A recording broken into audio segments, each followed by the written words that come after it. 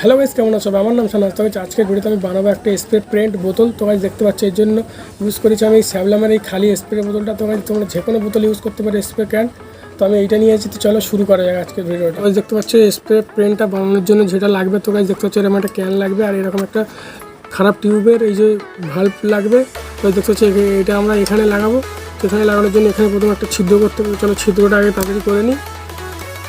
5 minutes later. তো guys দেখতে পাচ্ছ আমরা এখানে ছিদ্র করে নিয়েছি, বেশ বড় মতো ছিদ্র করেছি যাতে এই যে ভ্যালভটা আছে এর মধ্যে চলে যায়। তো গাইস দেখতে পাচ্ছ এটা খুবই সহজে এর মধ্যে চলে যাচ্ছে। তো গাইস এবার কী করে ফটাফট এর মধ্যে এনসিল দিয়ে এটা দেবো, এয়ার প্রুফ করে দিতে হবে, নাহলে এটা কাজই করবে না। তো গাইস দেখতে পাচ্ছ এটা এখানে দিয়ে পুরো এয়ার প্রুফ করে দিতে হবে, পুরো এয়ার টাইট করে দিতে হবে।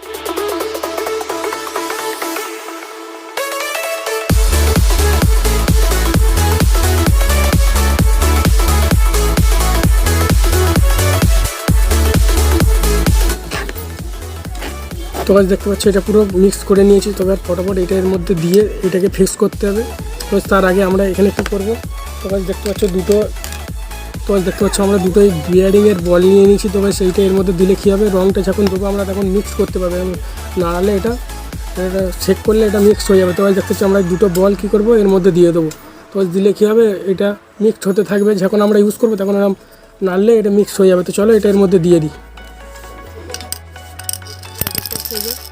তো দেখতে পাচ্ছি এবার মিক্স করলে যে ভেতরে রঙ থাকবে এটা খুব সহজে মিক্স হয়ে যাবে। চলো এবার ফটাফট এটা আমরা এর মধ্যে দিয়ে আর এমসিল দিয়ে এঁটে দিই।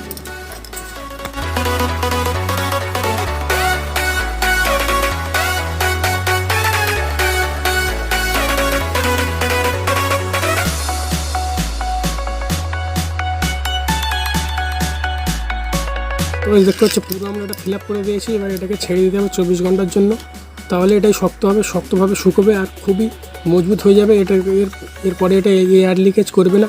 চলো 24 ঘন্টা ছেড়ে দিই। 24 hours later. তো দেখতে পাচ্ছ পুরো 24 ঘন্টা ছাড়ার পরে কীরকম শক্ত হয়ে গিয়েছে, পুরো এয়ার লিকেজ বন্ধ হয়ে গিয়েছে, সব কিছু ঠিক আছে। এবার কী করবো গাইস, তো গাইস দেখতে পাচ্ছি এখানে কত রঙের কৌটো আছে। এই রঙের কৌটোটা এবার থেকে বের করে এর মধ্যে দিতে হবে। তো এইটা ডাইরেক্ট দিলে হবে না, কারণ এর মধ্যে খুব গাঢ় পরিমাণে আছে। এটাকে পাতলা করার জন্য আমি পেন্ট অয়েল ইউজ করবো। তো গাইস দেখতে পাচ্ছি এই পেন্ট অয়েল এটা দিয়ে এর মধ্যে পাতলা করে নেবো, তারপরে এর মধ্যে ইনজেক্ট করবো। তো গাইস দেখতে পাচ্ছি এর মধ্যে এই রঙ ইনজেক্ট করার জন্য আমরা ইউজ করবো এরকম সিরিঞ্জের, সিরিঞ্জটাকে এর মধ্যে গুলে তুলে নিয়ে এর মধ্যে পাঞ্চ করে দেবো খুব সহজে। চলো তাড়াতাড়ি ফটাফট করে নিই। এরকম একটা ছোটো বাটি নিয়ে নিতে হবে। দেখতে পাচ্ছ গাইস প্লাস্টিকের বাটি নিয়েছি। এবার এইটা এই রঙ যতটুকু লাগবে পরিমাণে কি নিয়ে তার এবার যেরকম পাতলা আমাদের লাগবে সেরকম এই পেন্ট অয়েল মিশাতে হবে। তো চলো তাড়াতাড়ি করে নিই। তোমরা ভিডিওটা কন্টিনিউ ওয়াচ করো। যদি ভিডিওটা ভালো লাগে একটা লাইক করে দেবে গাইস।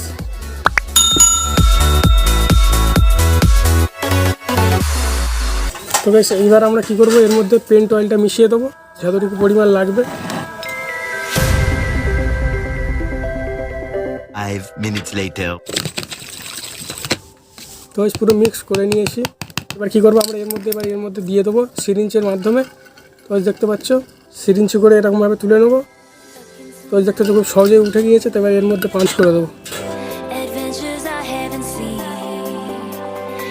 5 minutes later. তো দেখতে পাচ্ছ সব রঙ এর মধ্যে দিয়ে দিয়েছি, বাটি পুরো খালি হয়ে গেছে, সব রঙ এর মধ্যে চলে গিয়েছে।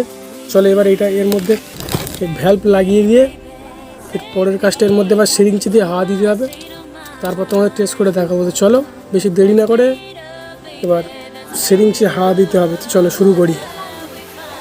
তো গাইস দেখতে পাচ্ছ সিরিঞ্জ নিয়ে চলে এসেছি। এবার কী করবো আমরা এর মধ্যে এবার হাওয়া ফিল আপ করতে হবে। চলো এবার হাওয়াটা দিয়ে এটা চেক করে দেখে নিই ঠিকঠাকভাবে কাজ করছে কিনা। চলো এবার এর মধ্যে পাম্প দিতে হবে।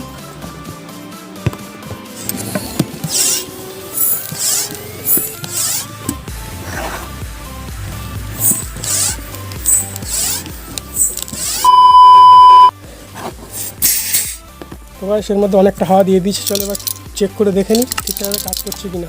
তো গাইস চলো তোমাদেরকে টেস্ট করে দেখে দিই ঠিকঠাকভাবে কাজ করছে কিনা। তো গাইস দেখতে পাচ্ছ আমরা এই সিরিঞ্জ দিয়ে হাওয়া মেরে নিয়েছি। এবার চলো টেস্ট করে দেখি ঠিকঠাকভাবে কাজ করছে কিনা। তো গাইস দেখতে পাচ্ছ